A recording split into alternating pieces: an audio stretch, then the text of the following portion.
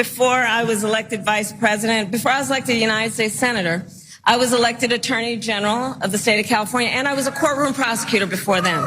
And in those roles, I took on perpetrators of all kinds. Predators who abused women, fraudsters who ripped off consumers, cheaters who broke the rules for their own gain. So hear me when I say, I know Donald Trump's type.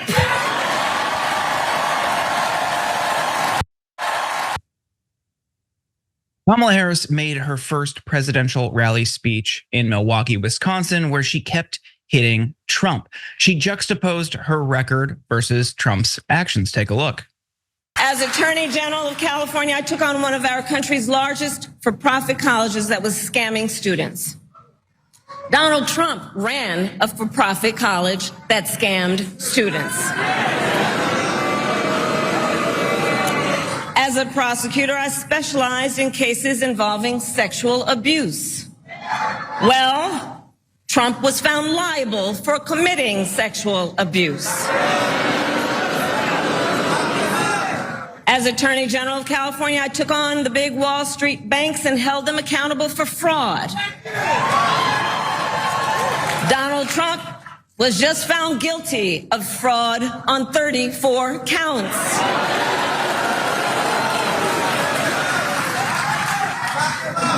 But let's also make no mistake, this campaign is not just about us versus Donald Trump.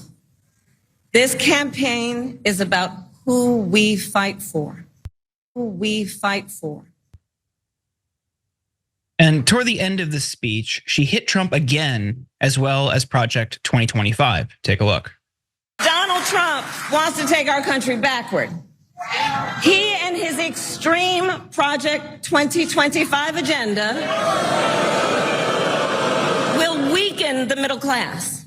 Like, we know we got to take this seriously. Can you believe they put that thing in writing? Read it. It's 900 pages. But here's the thing. When you read it, you will see Donald Trump intends to cut Social Security and Medicare. He intends to give tax breaks to billionaires and big corporations and make working families foot the bill. They intend to end the Affordable Care Act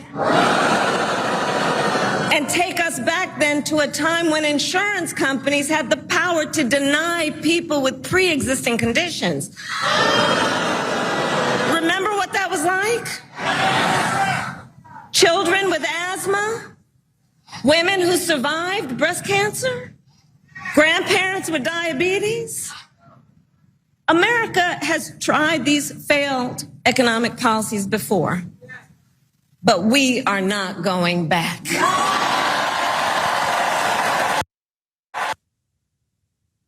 Harris is clearly focused on policy geared toward the middle class and benefiting working people. And you can see it in her post. Take a look at this.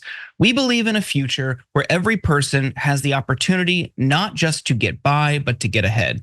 A future where every worker has the freedom to join a union, where every person has affordable healthcare, affordable childcare, and paid family leave. We believe in a future where every senior can retire with dignity.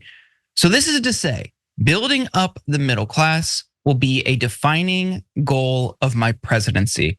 Sharon, I want to bring you in here. What do you make of her speech? These contrasts that she's painting and then she's highlighting the differences between her and Trump on behavior, on career. What do you make of all this? This is her first couple days as candidate officially. What do you think?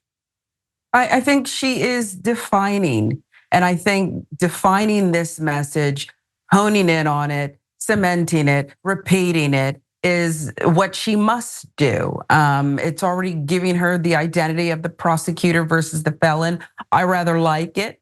I think she'll have to add layers to that. And she went there in the clip that you played, Jordan, and mentioned that she's not just prosecuting basically Donald Trump, but some of these other policies, these freedoms taken away by the Supreme Court. I think she's going to have to watch it a little bit when it comes to Black Americans and that oversimplified messaging about prosecutors and the justice system and Black people. But I think for now, she's doing well right out of the gate. She's defined herself well. Yeah, I think that will be an interesting dynamic to follow. I think there have been some criticisms of her as her time as DA, especially around marijuana policy, but it does seem like her views have changed on that issue. And it also would not be a core aspect of her presidency. And we've seen even at the federal level through the Biden administration, specifically policy again, nationally change. So I don't think that specifically would be something that she would do as president, but I could see it being an issue on the campaign trail. I mean, in the conversations that you're seeing, in the analysis that you're reading, what do you think that impact will have on her campaign and on her narrative? Because she does, like you say, she needs to lean into this prosecutor part of her background and her past to really hit Trump for his behavior. But do you see that backfiring at all? I think, listen, number one, the truth won't necessarily matter to the other side. Not even necessarily. They won't care about the truth. They'll lean in on the lie and they'll use some Russian bots to assist them. And before we know it, she'll be pegged as the prosecutor who locked up every Black person on the history of this earth, okay? She's got to, I think, be very real. And hopefully she has a strong record. I'm gonna look more into it, but it's something I've been curious about when it comes to her time as a district attorney and attorney general. Was she a progressive kind of prosecutor? Did she put away the bad guys, but try to preserve room to grow for everyone else? I'd wanna know, and I'd want her to define those actions. Who were you before? So you can't, so that you won't allow someone to corrupt who you're going to be as president. So I think there's some drawbacks, but it's too good of a message. It's too perfect. Prosecutor versus felon, she has to lean into it and she can guard against the rest. Yeah, and I think this race is going to be won on the margins, and it's going to be very, very close. And as much as I get frustrated by this dynamic in our political system, it's going to be independents and swing voters who shift the outcome here. And that kind of a message is going to appeal more to them than your firebrand, progressive, criminal justice system reformist, which is frustrating, but that's just the way our system works. So we will keep an eye on that. Certainly, we'll see how that goes, and I'm sure more coverage to come on this show.